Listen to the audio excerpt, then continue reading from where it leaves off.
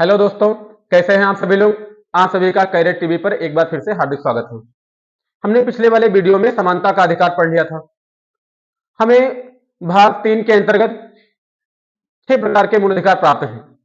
पहले हमें 7 प्रकार के मूल अधिकार प्राप्त है, परंतु 44वें संविधान संशोधन के द्वारा अनुच्छेद 31 में वर्णित संपत्ति का अधिकार, जिसे अब मूल अधिकार की श्रेणी से हटा दिया गया है, अब उसे अनुच्छेद 300 का के तहत विधिक अधिकार के तहत रखा गया है।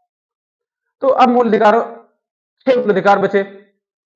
तो एक मूल अधिकार हमने समानता का अधिकार पढ़ लिया था, जिसका वर्णन 14 से 18 तक किया गया। आज दूसरा मूल अधिकार है स्वतंत्रता का अधिकार। स्वतंत्रता का अधिकार का वर्णन अनुच्छेद 19 से अनुच्छेद 22 तक है। अनुच्छेद 19 में, अनुच्छेद 20 में, अनुच्छेद 21 में और अनुच्छेद 22 में, इन 4 अनुच्छेदों में स्वतंत्रता के अधिकार का वर्णन है। तो अनुच्छेद 19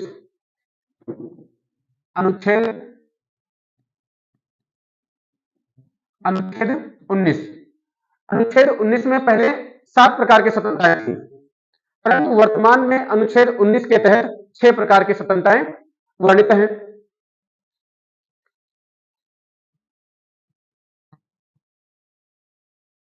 फर्स्ट का है ए, वाक एवं अभिव्यक्ति की स्वतंत्रता। वाक एवं अभिव्यक्ति, वाक एवं अभिव्यक्ति की स्वतंत्रता। वाक एवं अभिव्यक्ति की स्वतंत्रता। तो देखिए अनुच्छेद 19 फर्स्ट के ए में है वाक एवं अभिव्यक्ति की स्वतंत्रता। तो जैसे यहां पर है अनुच्छेद 19 फर्स्ट, तो ऐसे ही अनुच्छेद 19 सेकंड में वाक एवं अभिव्यक्ति की स्वतंत्रता पर कुछ प्रकार के प्रतिबंध लगाए गए हैं, कुछ विशेष परिस्थितियों में। जैसे अनुच्छेद 19 सेकंड में देश की संप्रभुता, देश की संप्रभुता, देश की संप्रभुता एवं लोकहित, लोक एवं लोकहित के आधार पर,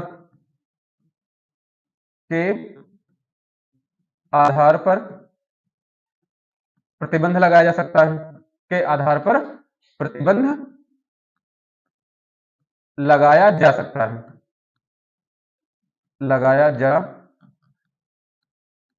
है, अब बहुत ध्यान से समझिए कि अनुच्छेद फर्स्ट के ए में वाक एवं अभिव्यक्ति की स्वतंत्रता प्राप्त है, परंतु कुछ परिस्थितियों में इस अधिकार पर प्रतिबंध लगाया जा सकता है, जैसे देश की संप्रभुता, राष्ट्र की एकता, अखंडता या अंतरराष्ट्रीय कानून या लोकहित के आधार पर प्रतिबंध लगाया जा सकता है। अनुच्छेद 19 फर्स्ट का ही बी, 19 फर्स्ट का बी, तो 19 फर्स्ट का बी है सभा एवं सम्मेलन करने की स्वतंत्रता। सभा एवं सम्मेलन, सभा एवं सम्मेलन, सभा एवं सम्मेलन करने की स्वतंत्रता, सभा एवं सम्मेलन करने की स्वतंत्रता। अब देखिए 19 फर्स्ट ए में वाक एवं अभिव्यक्ति की स्वतंत्रता और 19 फर्स्ट बी में सभा एवं सम्मेलन करने की स्वतंत्रता। अब यही पर 19 अनुच्छेद 19 थर्ड में, अनुच्छेद 19 थर्ड में, 19 सेकंड में और 19 थर्ड में, 19 थर्ड में क्या है कि सभा एवं सम्मेलन की स्वतंत्रता के अधिकार पर प्रतिबंध लगाया जा सकता है, परंतु इसके लिए कुछ आधार होते हैं। कौन से आधार?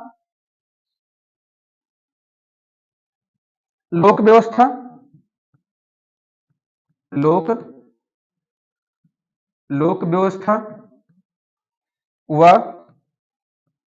लोक व्यवस्था व देश की संप्रभुता, अखंडता, देश की संप्रभुता, देश की संप्रभुता व अखंडता, देश की संप्रभुता व अखंडता। देश की संप्रभुता व अखंडता को लेकर इस अधिकार पर भी प्रतिबंध लगाया जा सकता है सरकार के द्वारा कभी कभी, यदि देश की व्यवस्था या देश की एकता और अखंडता खतरे में है तो इस वाले अनुच्छेद पर भी प्रतिबंध लगाया जा सकता है। किस अनुच्छेद के तहत? अनुच्छेद 3 के तहत। अनुच्छेद 1 का सी, संघ बनाने की स्वतंत्रता, संघ बनाने की स्वतंत्रता, संघ बनाने की स्वतंत्रता, संघ बनाने की स्वतंत्रता। देखिए अनुच्छेद 19(4) के द्वारा, यहां पर 19(3), यहां पर 19(4) के द्वारा कुछ परिस्थितियों में प्रतिबंध लगाया जा सकता है। प्रतिबंध लोक व्यवस्था, लोक व्यवस्था, लोक व्यवस्था एवं देश की एकता, देश की संप्रभुता, देश की संप्रभुता, देश की संप्रभुता, एकता व अखंडता, एकता व अखंडता, अखंडता के लिए, देश की एकता व अखंडता के लिए। तो जैसे अनुच्छेद 1 में संघ बनाने की स्वतंत्रता प्राप्त है, परंतु यदि देश की व्यवस्था व देश की एकता, अखंडता या संप्रभुता किसी तरीके से बाधित होगी तो इस अधिकार को भी रोका जा सकता है। तो कब अनुच्छेद 19(1) का सी यानी संघ बनाने की स्वतंत्रता कब प्राप्त नहीं होगा, यानी संघ बनाने की स्वतंत्रता कब प्राप्त नहीं होगी? तो तब प्राप्त नहीं होगी जब देश की लोक व्यवस्था, देश की अखंडता व एकता खतरे में हो। अनुच्छेद 19(1) डी, अनुच्छेद देखिए 19(1) सी में संघ बनाने की स्वतंत्रता, तो अनुच्छेद 19(डी) में निर्बाध रूप से, निर्बाध रूप से विचरण करने की स्वतंत्रता, विचरण करने की स्वतंत्रता, विचरण करने की स्वतंत्रता।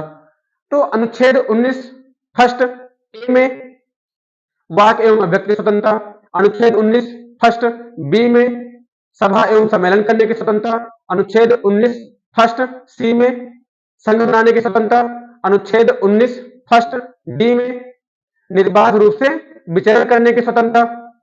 परंतु इस पर भी प्रतिबंध लगाया जा सकता है। किस अनुच्छेद के तहत? तो अनुच्छेद 19(5) के तहत प्रतिबंध, अनुच्छेद प्रतिबंध, प्रतिबंध लगाया जा सकता है। आधार क्या होंगे प्रतिबंध लगाने के? तो प्रतिबंध लगाने के आधार लोकहित, लोकहित व लोकहित व अनुसूचित जनजाति संरक्षण व अनुसूचित अनुसूचित जनजाति संरक्षण, अनुसूचित जनजाति संरक्षण, अनुच्छेद जनजाति संरक्षण। अर्थात अनुच्छेद 19(1) डी के तहत आप देश में कहीं भी घूम सकते हैं, परंतु अनुच्छेद 19(1) डी के तहत जो हम लोगों को मूल अधिकार प्राप्त है उस पर भी प्रतिबंध लगाया जा सकता है। किन आधारों पर? एक आधार है लोकहित और दूसरा आधार है कि ऐसे क्षेत्रों में आप विचरण नहीं कर सकते जो क्षेत्र अनुसूचित जनजाति के लिए संरक्षित है, जहां पर प्रतिबंधित किया गया है। अनुच्छेद 19(1) का डी, अनुच्छेद 19(1) का ई।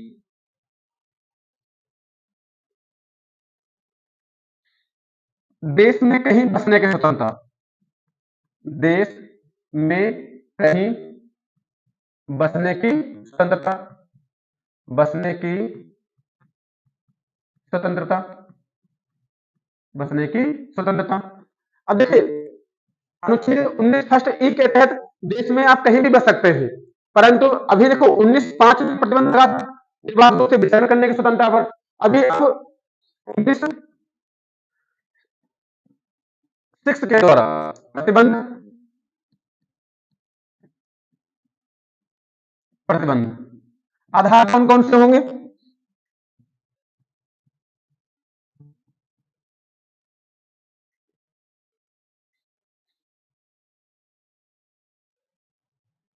आधार लोकहित व राष्ट्र की एकता, अखंडता व संप्रभुता। राष्ट्र की एकता, राष्ट्र की एकता, अखंडता व संप्रभुता। एकता, अखंडता, संप्रभुता। एकता, अखंडता, संप्रभुता। अनुच्छेद 19 फर्स्ट ई और अनुच्छेद 19 फर्स्ट यफ। अनुच्छेद 19 फर्स्ट यफ के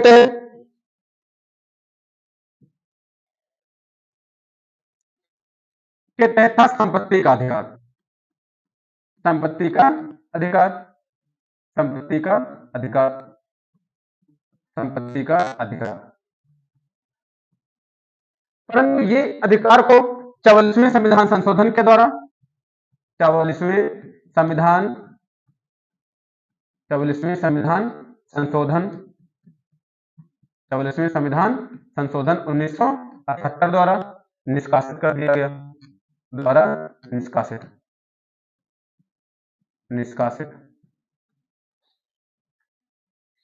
अनुच्छेद 19 फर्स्ट जी के द्वारा जीविकोपार्जन हेतु जीविकोपार्जन हेतु कार्य पेशा की स्वतंत्रता, कार्य या पेशा की स्वतंत्रता, कार्य या पेशा की स्वतंत्रता।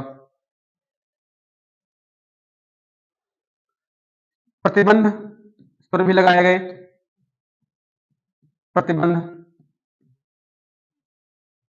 प्रतिबंध आधार क्या है इसके? प्रतिबंध के क्या आधार है? कुछ पेशों के लिए तकनीकी योग्यता, कुछ पेशों के लिए तकनीकी योग्यता होनी चाहिए। तकनीकी योग्यता, कुछ पेशों के लिए तकनीकी योग्यता। जैसे आप ये नहीं कह सकते कि हमने डॉक्टरी की पढ़ाई तो की नहीं है, हमें डॉक्टरी का तो कोई अनुभव नहीं है, फिर भी हम डॉक्टरी कर सकते हैं, क्योंकि हमें जीविकोपार्जन के लिए कोई भी व्यापार करने की स्वतंत्रता है। तो आपको ऐसी स्वतंत्रता प्राप्त नहीं है। आपके पास योग्यता होनी चाहिए तकनीकी रूप से, तभी आप वह व्यापार कर सकते हैं, वह पेशा कर सकते हैं। दूसरा आधार है राज्य कुछ व्यापार या उद्योग, राज्य कुछ व्यापार व उद्योग संरक्षित कर सकता है,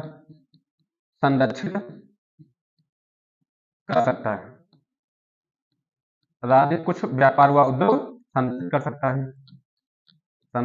कर सकता है। कुछ उद्योग ऐसे होंगे जो केवल सरकार के द्वारा ही चलाए जाएंगे, तो राज्य कुछ उद्योग अपने लिए संरक्षित कर सकता है। सभी का लाइसेंस नहीं बनेगा कि आप हर चीज के लिए व्यापार कर सके।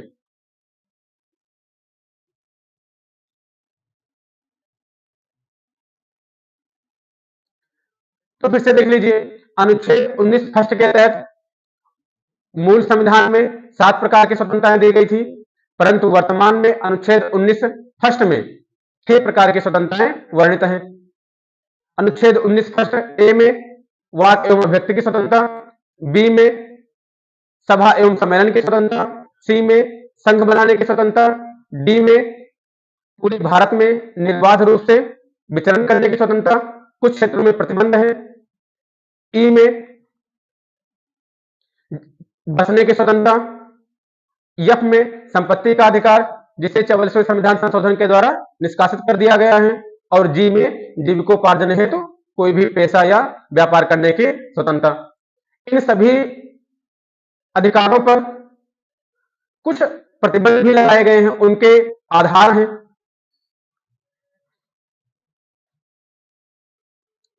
अब देखिए अनुच्छेद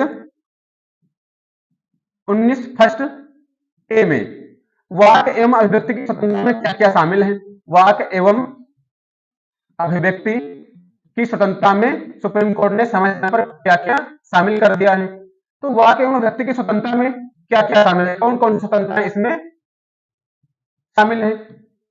वाक एवं अभिव्यक्ति की स्वतंत्रता में सम्मिलित, तो कौन कौन सी स्वतंत्रताएं इसमें शामिल हैं, जैसे झंडा फहराने की स्वतंत्रता, जैसे प्रेस की स्वतंत्रता, जैसे प्रेस की स्वतंत्रता, प्रेस की स्वतंत्रता।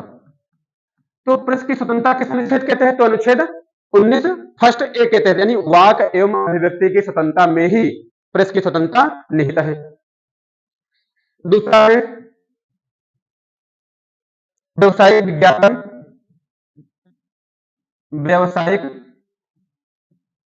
व्यवसायिक विज्ञापन, व्यवसायिक विज्ञापन भी इसी में शामिल है। व्यवसायिक विज्ञापन करने की स्वतंत्रता भी वाक एवं अभिव्यक्ति की स्वतंत्रता में ही शामिल है। व्यवसायिक विज्ञापन, चुप रहने का अधिकार, बोलने के अधिकार में चुप रहने का भी अधिकार शामिल है। चुप रहने का अधिकार, चुप रहने का अधिकार, इंटरनेट प्राप्त करने का अधिकार, इंटरनेट प्राप्त करने का अधिकार, इंटरनेट प्राप्त करने का अधिकार,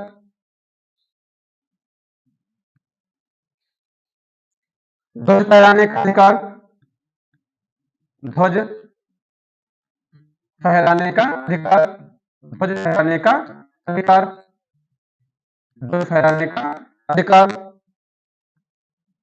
फोन टेपिंग के विरुद्ध अधिकार, फोन टेपिंग के विरुद्ध अधिकार, के विरुद्ध अधिकार, फोन टेपिंग के विरुद्ध अधिकार, इलेक्ट्रॉनिक मीडिया या लाइव प्रसारण देखने का अधिकार, इलेक्ट्रॉनिक मीडिया, इलेक्ट्रॉनिक मीडिया या लाइव प्रसारण, या लाइव प्रसारण देखने का अधिकार,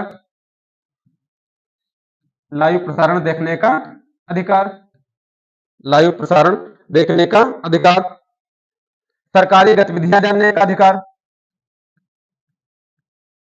सरकारी गतिविधियां जानने का अधिकार, सरकारी गतिविधियां जानने का अधिकार,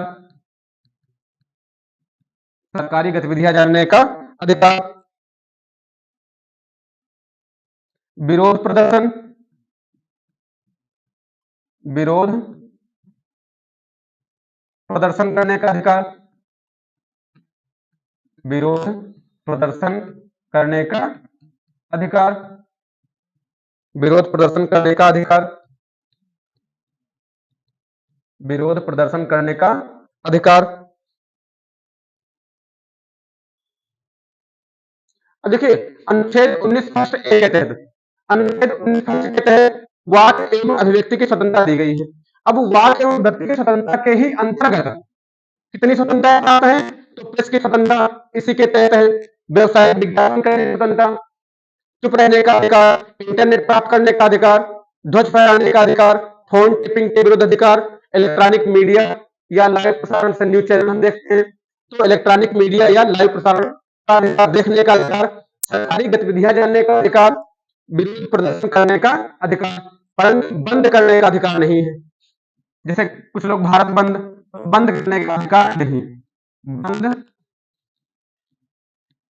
बंद करने का अधिकार शामिल नहीं है, बंद की घोषणा नहीं कर सकते, विरोध प्रदर्शन कर सकते हैं। तो ये अधिकार भी वाक एवं अभिव्यक्ति की स्वतंत्रता के ही अंतर्गत निहित है। दूसरा हमारा था 19 फर्स्ट बी, 19 फर्स्ट बी, तो 19 फर्स्ट बी में था सभा एवं सम्मेलन। 19 फर्स्ट बी के तहत था कि सभा एवं सम्मेलन, सभा एवं सभा एवं सम्मेलन, सभा एवं सम्मेलन। तो इसी बारे में सभा एवं सम्मेलन में ही जुलूस निकालने का अधिकार, जुलूस जुलूस का अधिकार, चलती हुई सभा, जुलूस मतलब चलती हुई सभा, चलती हुई सभा, चलती हुई सभा करने का अधिकार है। परंतु इसमें एक प्रतिबंध लगाए गए हैं इस पर कि यह जो सभा एवं सम्मेलन में ही जुलूस यानी चलती हुई सभा का जो अधिकार है का अधिकार इनकी शर्तें हैं।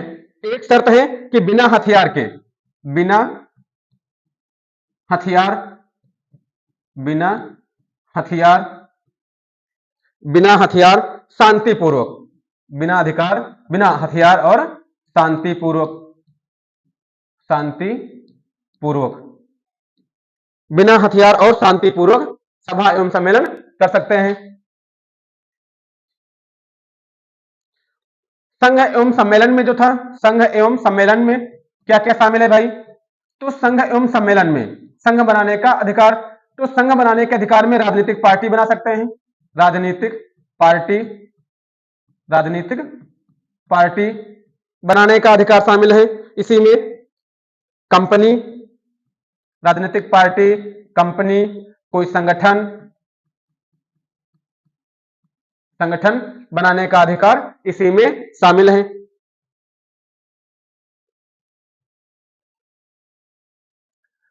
अनुच्छेद 19 डी में विचरण करने की स्वतंत्रता में, विचरण करने की,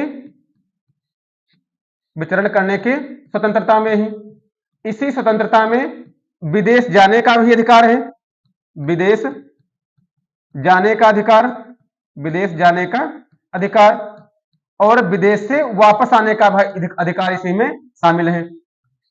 विदेश से वापस आने का अधिकार, विदेश से वापस आने का अधिकार भी, वापस आने का अधिकार भी शामिल है, विदेश से वापस आने का अधिकार। तो इसी में विचरण करने की स्वतंत्रता में ही विदेश जाने का अधिकार शामिल है और विदेश से वापस आने का भी अधिकार इसी में शामिल है। देश में कहीं आने जाने का भी अधिकार शामिल है, देश में कहीं आने जाने का, देश में कहीं आने जाने का, देश में कहीं आने जाने का। परंतु इसमें भी प्रतिबंध लगाए गए थे कि आप अनुसूचित जनजाति क्षेत्र में नहीं जा सकते, जो क्षेत्र पहले से प्रतिबंधित है।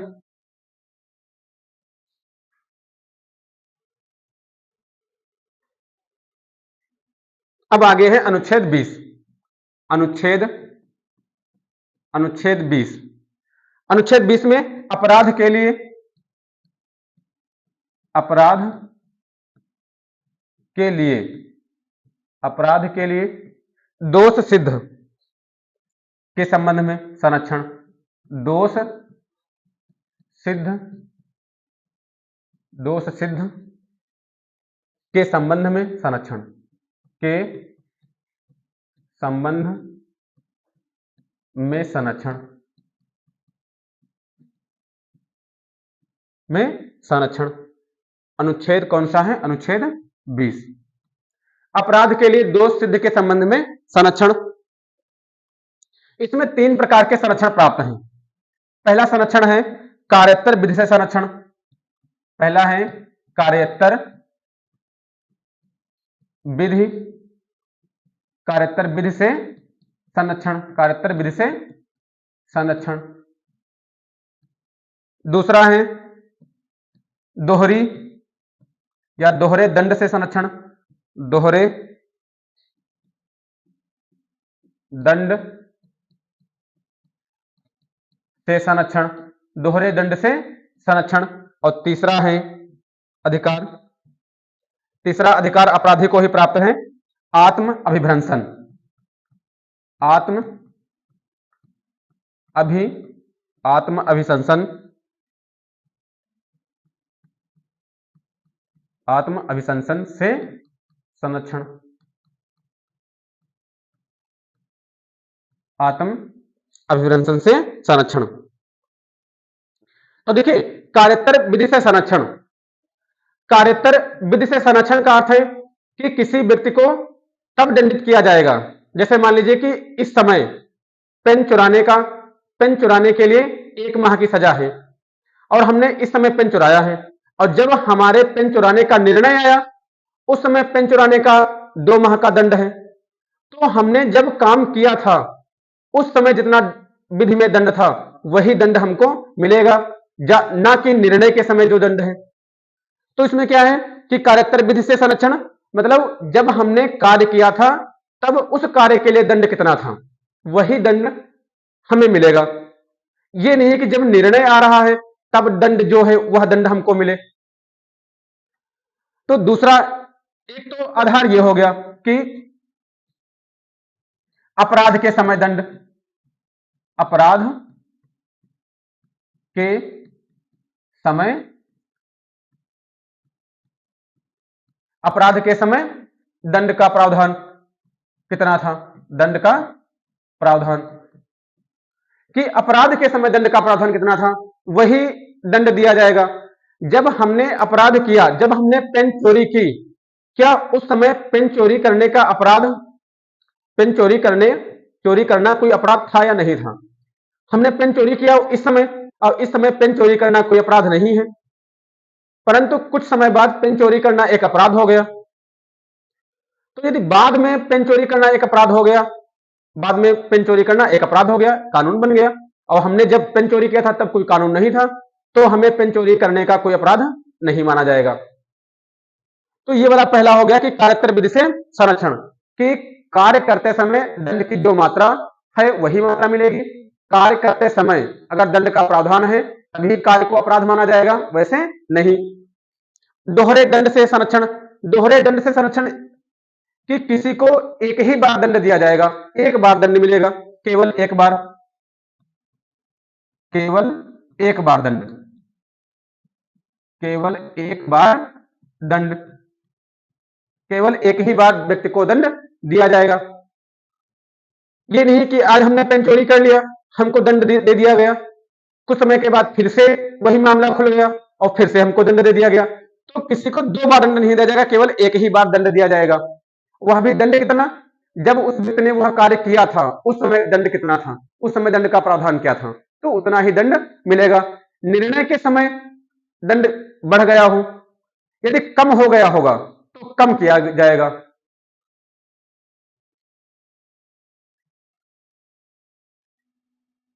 तो कार्योत्तर विधि में क्या है, कार्योत्तर विधि में, कार्योत्तर विधि में, कार्योत्तर विधि में, कार्योत्तर विधि से संरक्षण किसी व्यक्ति को तभी दंडित किया जाएगा, किसी व्यक्ति को तभी दंडित किया जाएगा, तभी दंडित किया जाएगा, तभी दंडित किया जाएगा जब तक उसने उस समय लागू विधि, उस समय लागू विधि, उस समय लागू विधि, उस समय लागू विधि का उल्लंघन ना किया हो, का उल्लंघन ना किया हो, ना किया हो।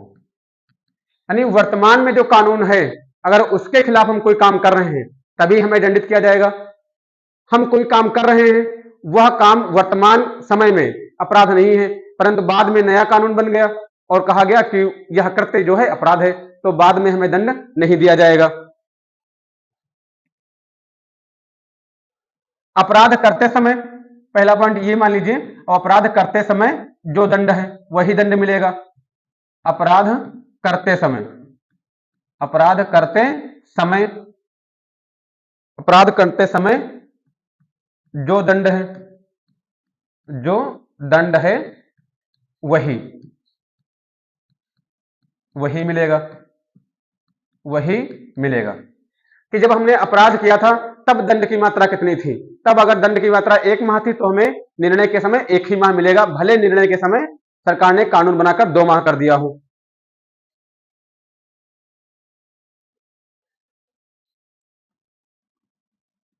दोहरे दंड से संरक्षण, दोहरा दंड, दोहरे दंड से संरक्षण, दोहरे दंड से संरक्षण। दोहरे दंड से संरक्षण क्या है कि किसी को एक कार्य के लिए एक ही बार दंड दिया जाएगा। किसी को एक अपराध के लिए एक बार दंड, एक अपराध के लिए एक बार दंड,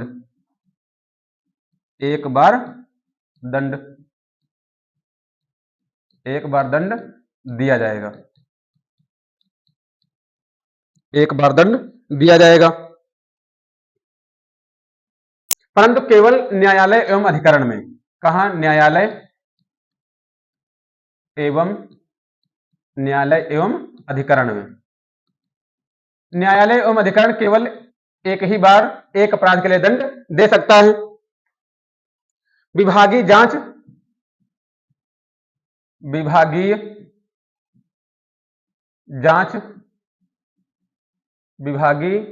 जांच, व अनुशासनात्मक में नहीं, या अनुशासन में नहीं। अब देखिए विभागीय जांच क्या है। कभी कभी किसी को कस्टडी में लिया जाता है। अगर सरकार को शक है, पुलिस को शक है इस व्यक्ति पर, तो उसको 4 दिन की कस्टडी में ले लिया गया, 4 दिन तक पूछताछ किया जाएगा। तो ये नहीं कि एक ही बार आप हमें कस्टडी में ले सकते हैं, केवल एक ही बार पूछताछ कर सकते हैं।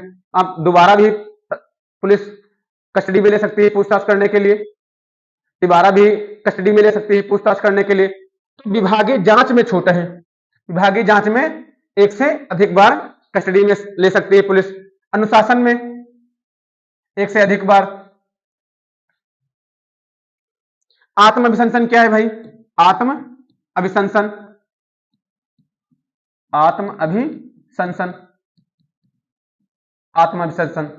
अभिशंसन है कि किसी व्यक्ति को खुद के खिलाफ गवाही देने के लिए बाध्य नहीं किया जाएगा। खुद के खिलाफ या स्वयं के खिलाफ, खुद के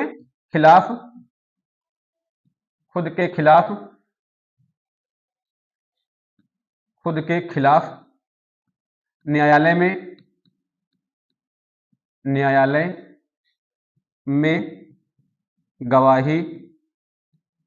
में गवाही व सबूत के लिए बाध्य नहीं किया जाएगा, या सबूत के लिए बाध्य नहीं किया जाएगा, के लिए बाध्य नहीं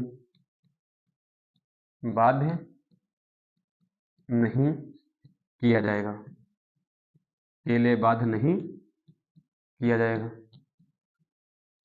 किसी व्यक्ति को सरकार के द्वारा इतना परेशान या इतना बाध्य नहीं किया जाएगा कि वह खुद के खिलाफ ही गवाही दे, खुद के खिलाफ सबूत एकत्र करे।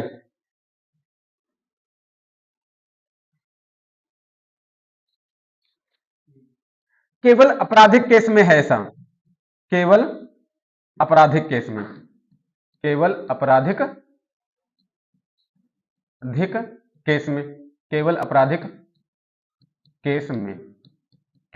केस में। आपराधिक केस में यदि किसी व्यक्ति को अरेस्ट किया गया है तो उसको खुद के खिलाफ गवाही देने के लिए बाध्य नहीं किया जाएगा कि तुम अपना वहां अपराध कबूलो या अपने अपराध के लिए सबूत लाओ जाके, तो उसको बाध्य नहीं किया जाएगा। जैसे इसमें कौन शामिल है और कौन शामिल नहीं है, तो DNA test, fingerprint, blood test. DNA test, fingerprint,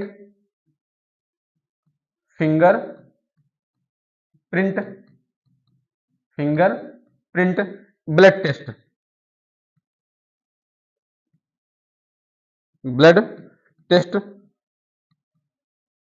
शामिल नहीं, ब्लड टेस्ट शामिल नहीं। डीएनए जांच कराई जा सकती है, फिंगरप्रिंट व्यक्ति का कराया जा सकता है, ब्लड टेस्ट भी कराया जा सकता है। इन तीनों को आत्म अभिशंसन नहीं माना जाएगा। माना किसको जाएगा? पॉलीग्राफ, पॉलीग्राफ, पॉलीग्राफ, पॉलीग्राफ है। Brain, brain matching, brain matching. Narcotics, narcotics, narcotics, इन्हें माना जाएगा, नार्कोटिक्स को माना जाएगा। ये शामिल नहीं है और ये आत्माभिरंसन में शामिल है, आत्माभिरंसन में शामिल है, शामिल हैं, आत्माभिरंसन में शामिल है। मतलब पॉलीग्राफ, ब्रेन मैचिंग, नार्कोटिक्स किसी भी अपराधी का नहीं कराया जाएगा, परंतु DNA test, fingerprint, blood test कराया जा सकता है। इसको आत्माभिरंसन नहीं माना जाएगा और इसको आत्माभिरंसन माना जाएगा। अगला है अनुच्छेद 21। अनुच्छेद 21 प्राण, अनुच्छेद 21, अनुच्छेद 21 में प्राण एवं दैहिक स्वतंत्रता प्राप्त है। भारतीय संविधान में मूल अधिकारों में सबसे विस्तृत अधिकार यही है, प्राण एवं दैहिक स्वतंत्रता। सबसे बड़ा अधिकार भी यही है, प्राण एवं दैहिक स्वतंत्रता। प्राण एवं दैहिक स्वतंत्रता में बहुत सारे अधिकार इसमें सुप्रीम कोर्ट ने समय समय पर अपने निर्णयों के द्वारा शामिल किया है। तो अनुच्छेद 21 के तहत हमें बहुत प्रकार के अधिकार प्राप्त हैं। यहां पे तो केवल एक ही दिख रहा है कि अनुच्छेद 21 प्राण एवं दैहिक स्वतंत्रता, परंतु जैसे अनुच्छेद 19 फर्स्ट था, वाक एवं अभिव्यक्ति स्वतंत्रता, तो वाक एवं अभिव्यक्ति स्वतंत्रता में बहुत सारे अधिकार शामिल हो गए थे। ध्वज फहराने का अधिकार, विज्ञापन करने का अधिकार, चुप रहने का अधिकार, इंटरनेट प्राप्त करने का अधिकार। तो जैसे अनुच्छेद अनुच्छेद फर्स्ट ए में बहुत सारे अधिकार शामिल हो गए, ऐसे ही सबसे ज्यादा अगर अधिकार प्राप्त हैं तो अनुच्छेद 21 के ही तहत। इसीलिए अनुच्छेद 21 सबसे ही बड़ा अनुच्छेद माना जाता है, सबसे ज्यादा अधिकार इसी में प्राप्त है। तो हम अनुच्छेद 21 इसको हम अगली क्लास में पढ़ेंगे विस्तार से। आज के लिए इतना ही। जय हिंद, जय भारत।